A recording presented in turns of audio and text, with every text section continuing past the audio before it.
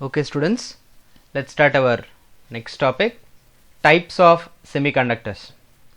So basing on the purity of the semiconductors, we have two kinds of, the first one is intrinsic and the second one is extrinsic.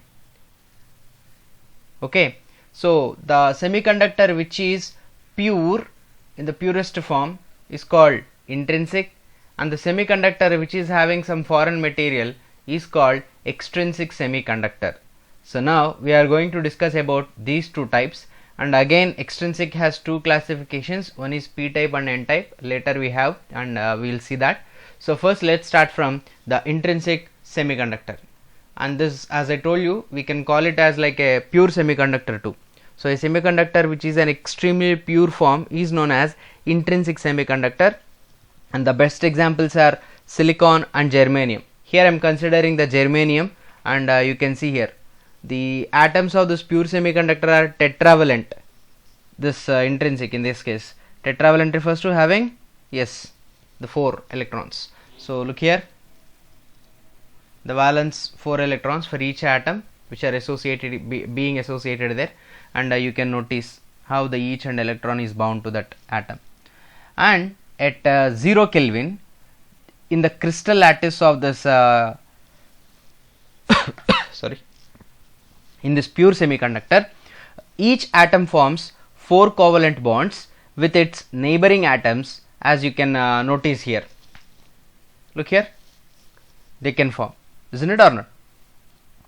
Now because of these and due to this, the valence electrons are tightly bound. I mean, because of the bondage, these are actually tightly bound together. Okay, bound. Now at here you can understand, or simply we can repeat this, or you can understand this to be like at 0 Kelvin, regarding, because as the temperature is increasing, the alpha is negative for semiconductors, right? So keep that in mind for a while when you are discussing. So that is at 0 Kelvin temperature, valence band is filled with electrons and conduction band is empty. They are bound to each other, right? So that's what covalent bond, right? And that's what the reason. Okay, hence intrinsic semiconductor acts as an insulator at 0 Kelvin. So at this stage we can call this intrinsic semiconductor to be like a insulator, like an insulator. Now as the temperature increases, which means we have to supply, what happens when you supply the heat energy?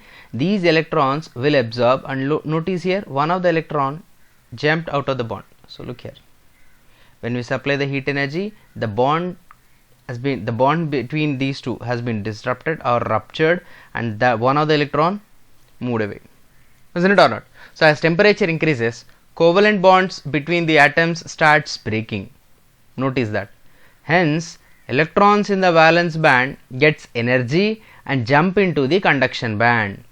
They participate in the conduction. Okay. At that place in the valence band, a vacancy is created. Have you noticed?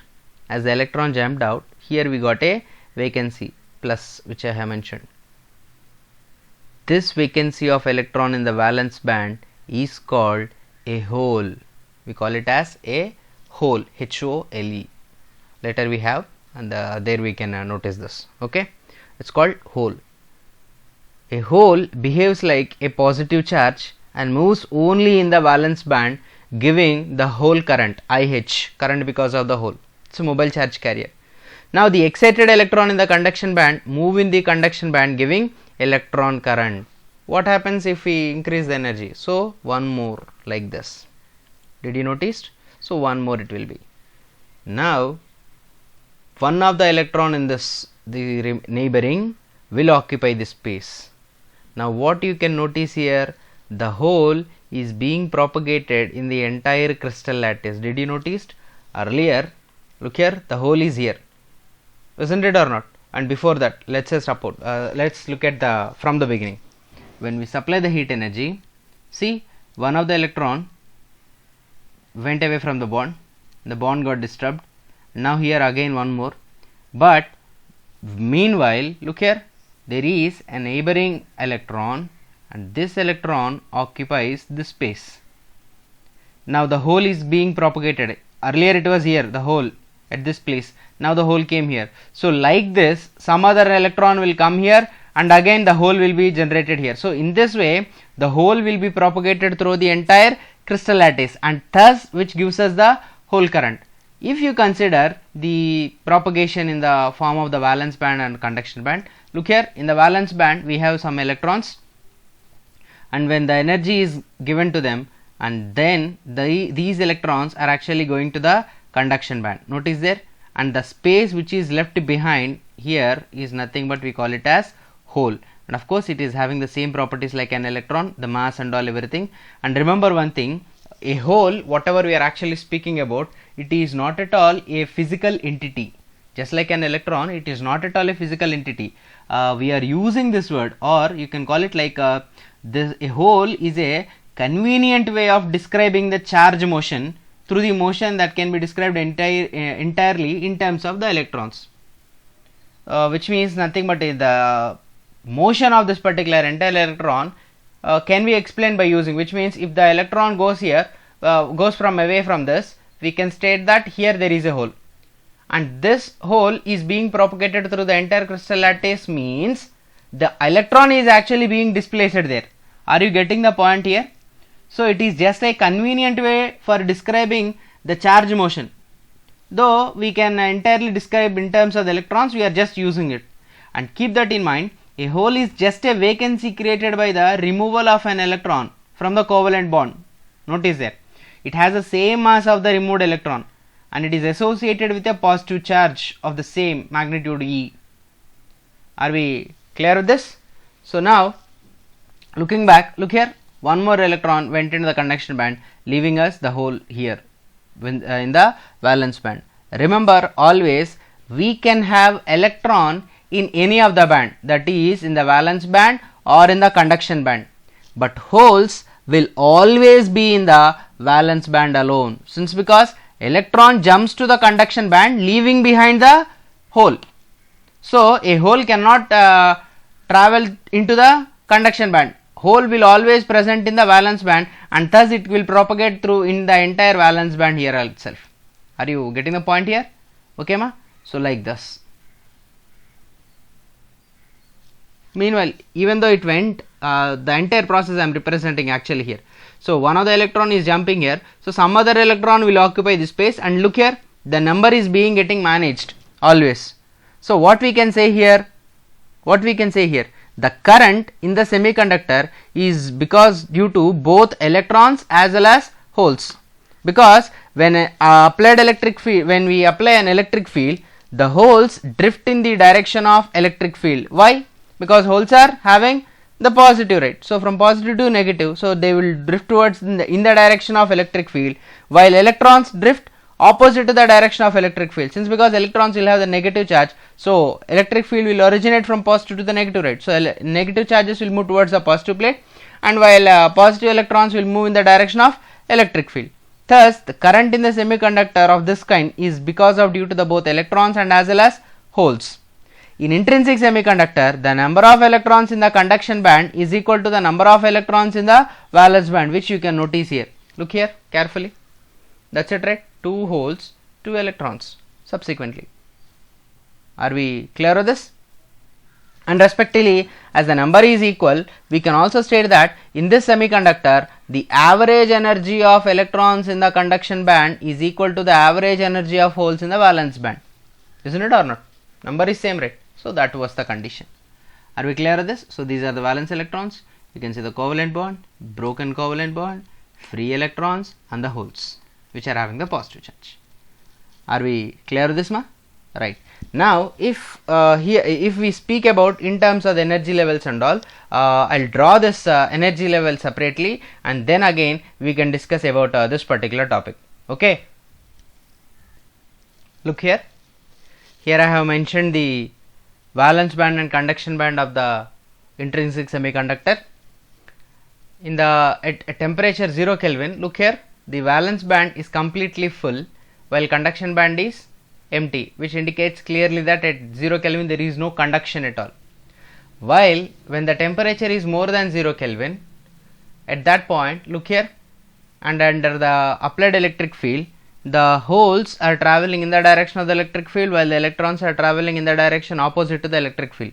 And thus here we must speak about an energy level called Fermi energy level, because their number density is equal, right, which means number of electrons in the conduction band is equal to number of holes in the valence band. Ne is equal to Nh. Here we should speak about Ne, number of electrons, is equal to number of holes in the valence band. Of course, number of electrons will be in, as I told you already, number of electrons we will speak about in the conduction band, and number of holes will be speaking about in the condition of valence band. Since because in the valence band we will be having only the holes, but electron can exist both in conduction band and as well as in valence band.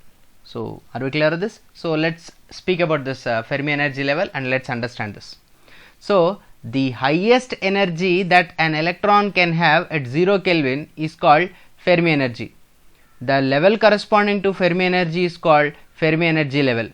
You can notice here the number density is equal, so it was at the middle.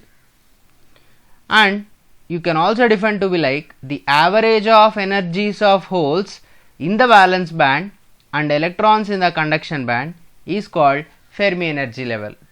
So now you understand, right? The average of energies of the electrons in the conduction band and the average of energy of holes in the valence band. As their number is equal, their average energy also will be. So that's why it is at the middle. Have you noticed here? And you can say that in the intrinsic semiconductor, Fermi energy level will be at the middle of the forbidden energy gap. This is right. This is forbidden energy gap. So out of all that. Okay. So the conductivity of intrinsic semiconductor is very less, and the conductivity can be increased by adding impurity. Have you seen here? The number of electrons which are being transported to the conduction band are very low. So now we have to speak about doping. Are you getting the point here? So once we dope the particular material, which is nothing but the intrinsic semiconductor, will become more conductive. So whenever we dope a semiconductor, especially intrinsic semiconductor, after doping it becomes extrinsic semiconductor. And here, basing on the type of the intrinsic semiconductor what we are using, doping has to be done properly. Okay, basing on the kind of the intrinsic semiconductor what we are doing, and that's what the reason why extrinsic semiconductors are two in kind. One is p type, the another is n type. So let's discuss first of all about the doping properties, requirements and all, then we can go to that. Okay, right. Doping a semiconductor. As I told you earlier, doping is nothing but adding impurities to the pure semiconductor. So the process of adding impurity to a pure semiconductor crystal so as to increase its conductivity is called doping. And the impurity atoms what we are actually adding are called dopants. The semiconductor containing impurity is known as impure or extrinsic semiconductor. And the doping can be done by the following methods: heating the crystal in the presence of dopant atoms, adding impurity atoms in the molten state of semiconductor, bombarding semiconductor by ions of impurity atom. In any of the method we can do the doping operation, which is nothing but. Okay, are we clear with this? Right. Coming to the requirements, which means what are the basic properties which that particular semiconductor or the dopant should have in order to dope. The semiconducting material should be very pure. So first of all, this is most important. The semiconducting material whatever we are taking, we are speaking about intrinsic, right? In order to increase its conductivity, we are actually adding impurities. So the semiconducting material should be very pure. You can call like 99.9999% of pure or more even. And the dopant atom should neatly replace the semiconductor atom, which means it should not create any chaos whenever this doping has been done. So damaging the other atoms instead of the target, or distorting the crystal structure, or that should never happen. So the dopant atom should neatly replace the semiconductor atom. The moment when the dopant atom enters, it should knock out this particular intrinsic semiconductor. So that was the issue. Okay, coming to the next one, the size of the dopant atom should be same as of semiconductor atom. So the size should be same as all. If not so, what happens? The size is not of the same, what happens? Which means if the dopant is having a very large size, then it will be very difficult for that dopant to settle in that. If it is very small also, again it is having more space, so it cannot, and that was the reason it should be of almost the same size, because the properties will never change, right? Okay, and because of this purpose alone, we will use always for the dopant to be like a third and fifth group of the periodic table will be used, because the semiconductors most what we are actually speaking are fourth group, right? So that's what the reason why we consider for the third and fifth group. Okay, next one, the concentration of dopant atom should be small, almost it should be like 1 part per million, ppm we should call. So about it should be 1 ppm, 1 part per million. So that must be the very low. We should not say that as we are speaking about doping, it should not be like a most of the amount should be the impurity and a very little should be the semiconductor. It should never happen. The concentration of the dopant atom should be always a very small. Then alone we have to call it like, or else it will be a very complex structure in order to study and as well as to participate in the conduction process. Are we clear with this? Right. Let's look about the extrinsic or the impure semiconductors, which are nothing but the semiconductors with impurities are called extrinsic semiconductors, and these are of two types, p type and n type. Now let's see what we are going to discuss about. The first one is n type semiconductor. Are we clear with this? So I'm taking here again the germanium having the covalent bonds, trivalent, right? So that was n type. When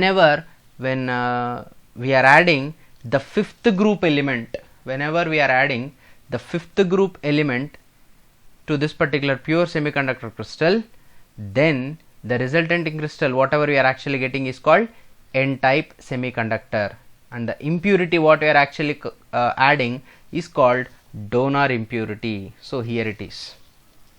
So pentavalent, have you seen here? Germanium is tetravalent, while arsenic, which is of the fifth group, is pentavalent. 1 2 3 4 5. This is the extra electron. Getting the point here? Right. Covalent bonds, which are actually already having an excess extra electron. Now part of the will lose here. Now again here again. So in this way the hole and thus the electron will propagate. Let's understand first of all the Fermi. You can notice here the Fermi energy level, the dotted line. So donor level we call it as motion of the electron from the valence band to the conduction, leaving behind the hole. Let's understand this in detail.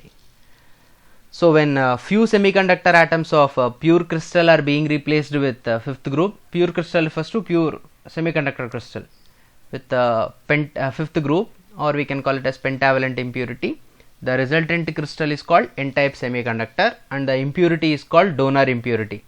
You can notice here arsenic is the pentavalent. So when pentavalent arsenic atom is added to pure germanium crystal, you can see here when we have added, the arsenic atom fits in the germanium crystal and it forms 4 covalent bonds.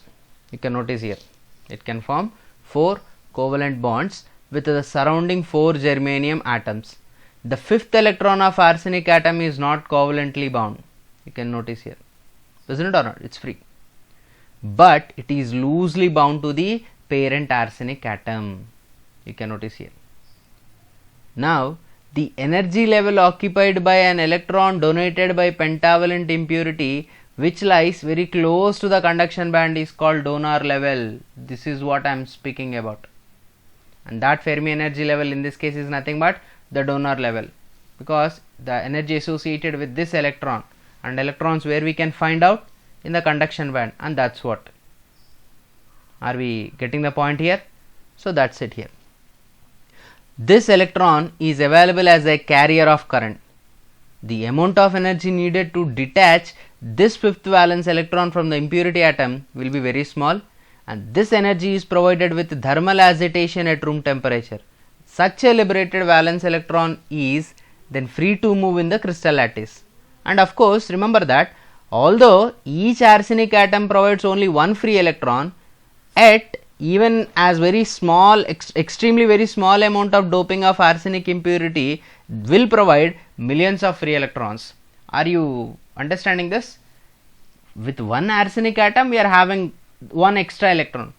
But coming to the point, we never add one arsenic or two arsenic, right? Very small, even how small you add, with each arsenic atom we are having this one single extra electron. Imagine if we have 10 arsenic atoms, then 10 electrons are being participated. Similarly for 100 it will be 100, for 1000 for 1000. So when you consider a very small amount, even very small, very infinitesimally small, still that amount contains many hundreds and thousands of millions of atoms, and that's why we can have the conduction here. So in n-type semiconductor crystal, each impurity atom provide an electron to crystal structure and becomes positive ion. Due to thermal energy, electron hole pairs are created, hence crystal is neutral in nature. Did you notice that? This is what, right? Even earlier also one of the electron jumped from here to there. So electron hole pair is being created there. And in n-type semiconductor, the average energy of the electrons in conduction band is more than the average energy of holes in the valence band. Did you notice? In the valence band we have 2 holes, while in the conduction band we have 3 electrons. So which are having the more concentration here? Electrons. And that's what the reason why this donor energy level is more nearer to the conduction band. While in the case of intrinsic, it is at the middle, exactly at the middle. While here, as the number of electrons in the conduction band are more, thus the energy associated will be also more. Thus the Fermi energy level, which is nothing but the donor level, here we call it as, since because we are calling arsenic to be like a donor impurity, no, hence the energy associated is donor level, and that's why it is very close to the conduction band. Okay, so in the n-type semiconductor, Fermi energy level is just below the conduction band, and n-type semiconductor is electrically neutral because of the creation of extra electron does not results in a additional charge of the atom. And of course we can give the relation between the number of electrons and number of holes to the total number of intrinsic charge carriers. If I call it as Ni square equal to Ne into Nh. Can I call? Right. And this is the points which I have discussed in the topic.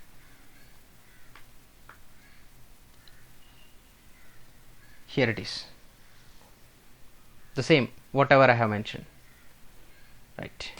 Carrier concentration of n-type. So in the n-type semiconductors, the majority charge carriers and the minority charge carriers you can notice here. So the free electrons are the majority charge carriers and holes are the minority charge carriers. Remember, very important for your 1 mark and 2 marks for multiple choice also. In n-type semiconductors, the electrons, the free electrons are majority charge carriers, while the holes are minority charge carriers. Number is less, right? And that's what. So Ni equal to, this is what I am mentioning here, Ni pair for the intrinsic charge carrier concentration, whatever it is of. Okay. Are we clear with this, ma? Right. Now let's go to the next kind of, which is nothing but the p-type semiconductor. And by the way, we can go for the 5th group, or like nitrogen, all the I think you are very familiar with all the elements which we are having the 5th group. Hope you are very familiar with. Okay. Similarly, we can have the 3rd group also, and that's what now we are actually going to discuss about. So we have a semiconductor crystal, tetravalent. Germanium I have considered 4 electrons having the bondage with the neighboring germanium. Now I have introduced a 3rd group of element. So what happens when I introduce that? So when a few semiconductor atoms of pure crystal are being replaced with a 3rd group element, boron, aluminum, gallium, indium, all these are the examples. Such a resulting crystal is nothing but p-type semiconductor crystal, and here we call this impurity to be like acceptor impurity. You will understand why I am using the word acceptor. Which group of element we are actually using here? Which group of we are using here? The 3rd group. So we will be having only 3 electrons. Look here, one hole is already here. So it is actually an electron deficient for this completely to bond. So one of the electron will contribute that, and that's what thus it will be of. Now here the holes are right, so the energy level will be close to the valence band, and here it is called acceptor level, just like the previous. So are you getting the point here? Process of the conduction here. Now look here, number of holes are more here while number of electrons are less here. Thus in p-type semiconductor, holes are majority charge carriers while electrons are minority charge carriers. Are we clear with this? Right. So when a trivalent impurity is added to the pure germanium crystal, each atom forms 3 covalent bonds with the surrounding germanium atoms, and the fourth covalent bond only germanium atom is actually contributing here. Look here, only germanium is actually contributing, but not this indium, isn't it or not? Okay. Now where one of this covalent valence electrons is being contributed here. Okay, there is a deficiency of one electron, and which we call that deficiency is nothing but hole. You can notice here I have mentioned the positive charge. Okay, therefore for each impurity atom what we have added, one hole is being created, and now imagine how many such holes can be propagated throughout the entire crystal lattice when we add a little amount to this crystal. There can be millions, right? That's what. So in the case of p-type semiconductor, the majority charge carriers are holes while the minority are electrons. Okay, now you can define this acceptor energy level to be like in terms of the energy of the holes. The energy level occupied by the hole due to trivalent doping which lies very close to the valence band is called acceptor level. In the valence band we can have holes, right, and that's what the maximum energy associated with them. And doping of small amount of impurity provides millions of holes. The energy band description of p-type semiconductor you can see here also, isn't it or not? That's it, right? Okay, the addition of trivalent impurity will produce a large number of holes in the valence band, but there are few electrons in the conduction band due to thermal energy associated with room temperature.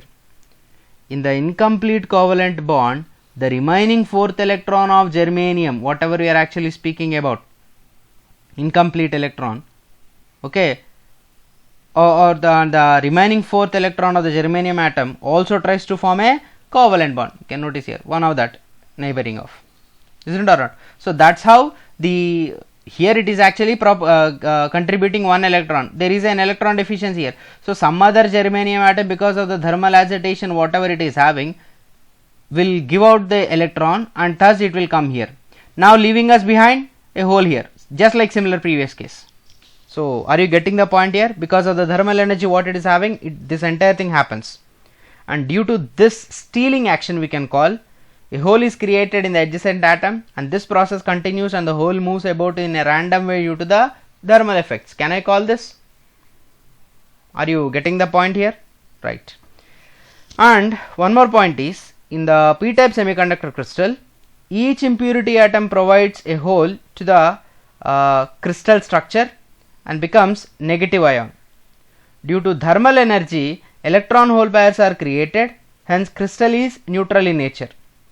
And in p-type semiconductors, the average energy of holes in valence band is more than that of average energy of electrons in conduction band. That's what the reason why we got the acceptor level closer to the valence band, because number of holes are here more, while here in the case of electrons, that was the reason here.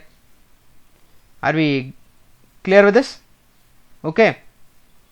And if you want the relation, we can write down this to be like in the previous, Ne and NH is equal to Na square. It will be always the same, because the p-type in the case of p-type semiconductors, the ratio of number of electrons in the conduction band to the number of holes in the valence band increases with increase of temperature, but this ratio always will be less than unity. Keep that in mind. Okay, right. And this is all the points what I have discussed just until now, acceptor level and all this. So what are the majority charge carriers in a p-type semiconductor? Majority are holes while the minority are electrons in the case of p-type semiconductor. Are we clear with this? Right.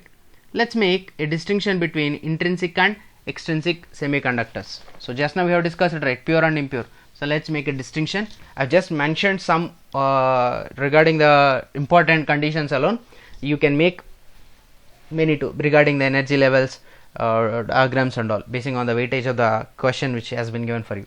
Mostly you can expect this kind of question in a 3 marks. So pure fourth group element is nothing but semiconductor, and third group or fifth group elements are introduced in fourth group elements, that what extrinsic, which is nothing but added impurity. Conductivity is very slight, or is only slight, because in the case of intrinsic conductivity is low. Conductivity is greatly increased because of addition of impurity. Conductivity increases with rise in temperature. Conductivity depends on amount of impurity added. Okay, the moment when you increase more temperature, you have already seen the breakage of the bonds, covalent bonds, and thus the electron propagation. While here it depends upon the amount of impurity what we have added. The number of holes is always equal to the number of free electrons in the case of intrinsic, isn't it or not? That's what the reason why we have the Fermi energy level to be at the middle.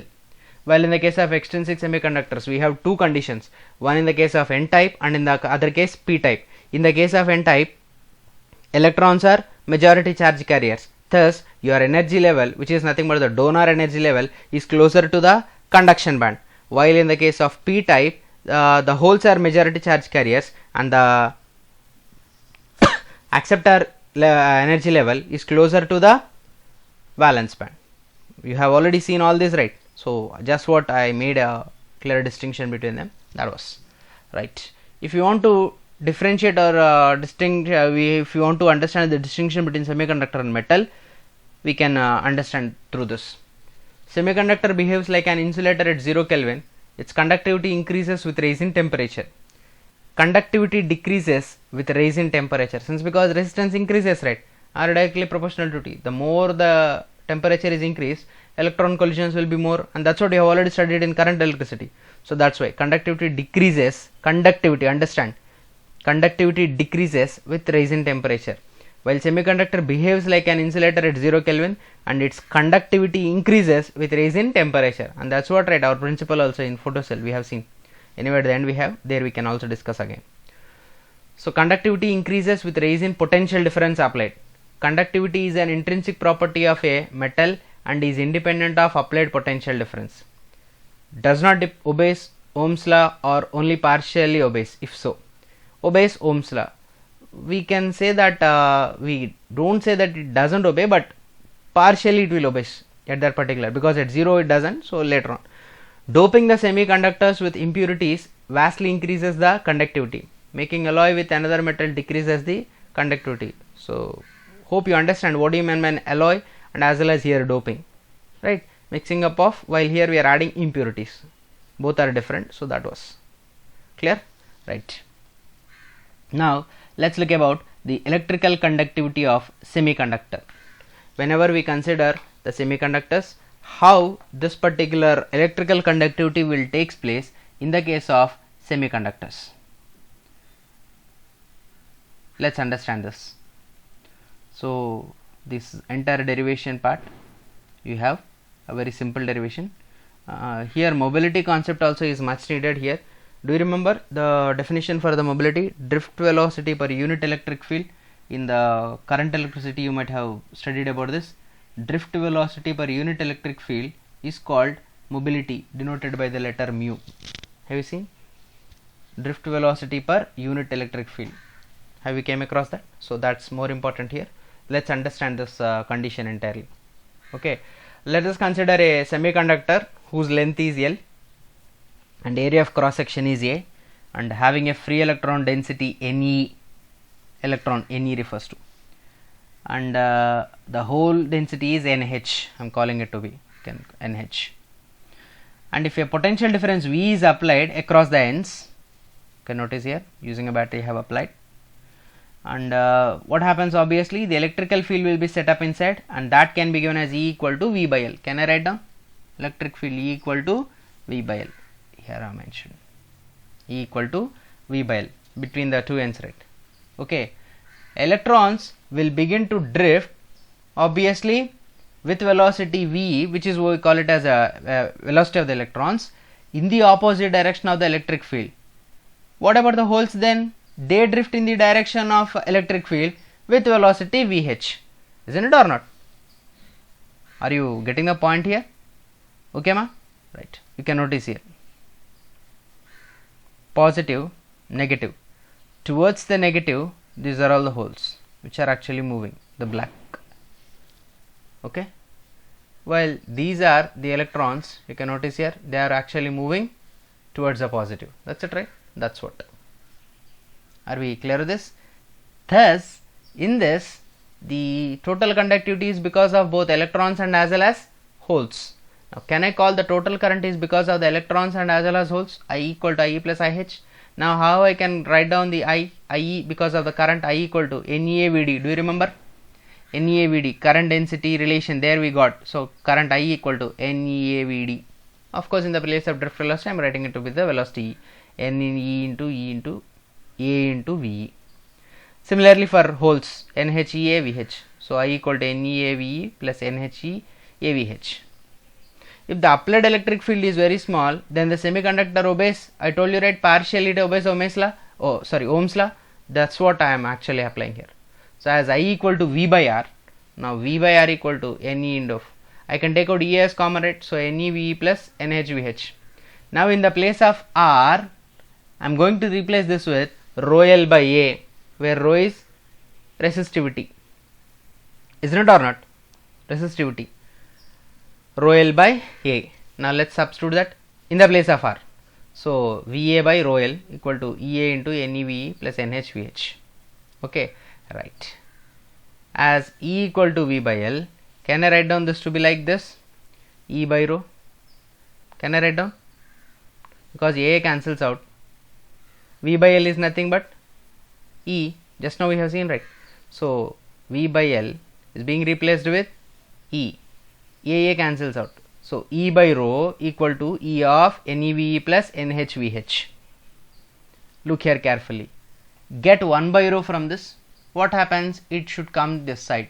So, NEVE by capital E plus NHVH by capital E. Drift velocity per unit electric field VE by E is nothing but mobility of electron, and VH is by E is nothing but mobility of hole, which is nothing but the drift velocity per unit electric field. So, 1 by rho can be given as E of NE mu E plus NH mu H. What do you mean by this reciprocal of the resistivity? It's nothing but conductivity, which is represented with sigma. Sigma equal to E of NE mu E plus NH mu H. Are we clear with this? This is the final expression what we got. Of course, from this also we can get rho. It's not a deal.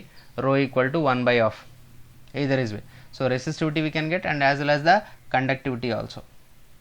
Are you getting the point here? Are we clear with this, ma?